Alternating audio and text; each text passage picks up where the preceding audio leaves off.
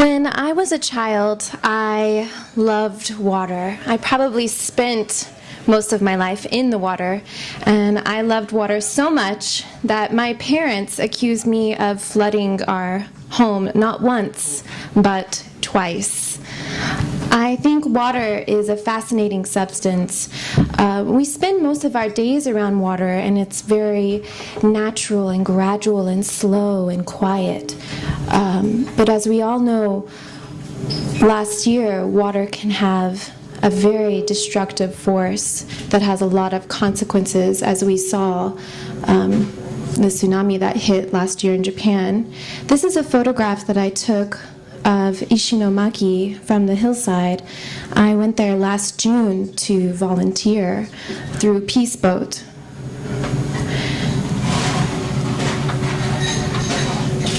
Water has such a destructive force, and here is a testimonial to the kind of damage that it can do, shown in this newspaper clipping that I took. Now, I want you to take this newspaper clipping, put it in your jeans pocket, and throw that pair of jeans into the washer.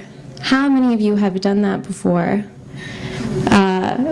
You might have something look like this when you open up the washer. This is paper. I am a paper maker, and when you make paper, you take textile or fiber and you beat the shit out of it with a lot of water, and you break it down and you dissolve it until it's nothing, and then you rebuild with what you have. I don't make sheets of paper. I make paper forms like this. When the tsunami hit last year, I was a student trying to work on my portfolio to get accepted into graduate schools, and I was so devastated by the images that came out of Japan that I had to make sense of the chaos that I was seeing. All of the floating debris, these things of people's lives being washed out to sea, bits of fabric, photographs, wood from houses and rooftops. I create these forms by placing the object face down, and I build the paper behind it, and I press and I mold these forms. When you make paper, there's a lot of water involved, and you have to gradually sponge these off and wait for them to dry, and a lot of times you don't know what you're going to get when you flip it over. And as you can see, the wood in this particular one had a lot of staining and a lot of running. Most of the objects embedded in each one of these paper forms are things that I collected when I lived in Japan in 2005 and in 2007. Bits of kimono, bits of wood that I would find on the street, a lot of paper ephemera that I collected too, photographs, and even the occasional wrappers and newspapers. I used this as a kind of therapy before I could go overseas and volunteer. At the time I was a student, I was a nonprofit preschool teacher, which means you get paid about $300 a month.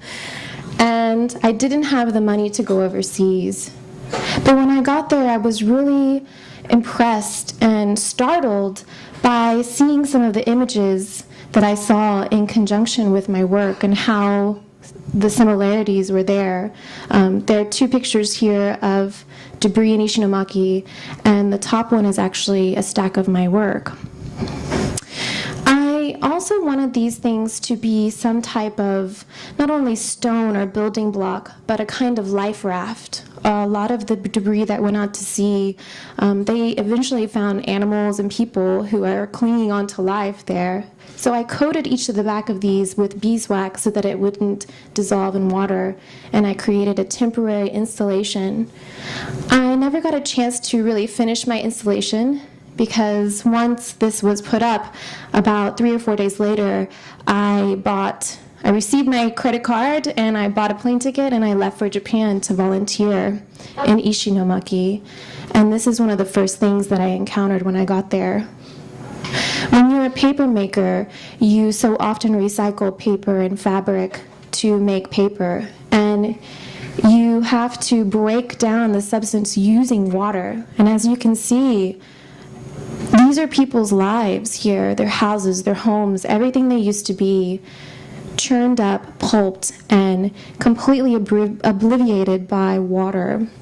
This is one of the first houses that I worked on with my volunteer team when we arrived at 7 o'clock in the morning after being on a night bus.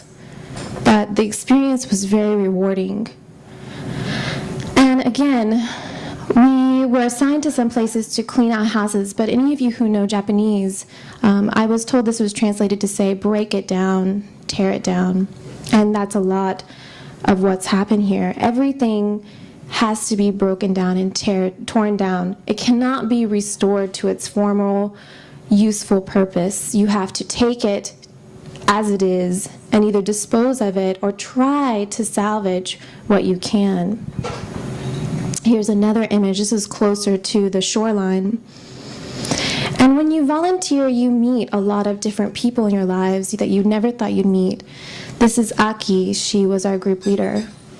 So often we're this small piece of fiber in a larger textile of life. And when we're pulled from that place and re-sewn together next to people we never thought we'd be next to, it really changes who you are and what you are. So I leave you with this last image that I took at the shrine on the top of the hill. It's all paper, and eventually the rain and the water will have disintegrated this. But we have to ask ourselves, once something is destroyed, we take what's left of it, whether it be the memory or the material, and rebuild. Thank you.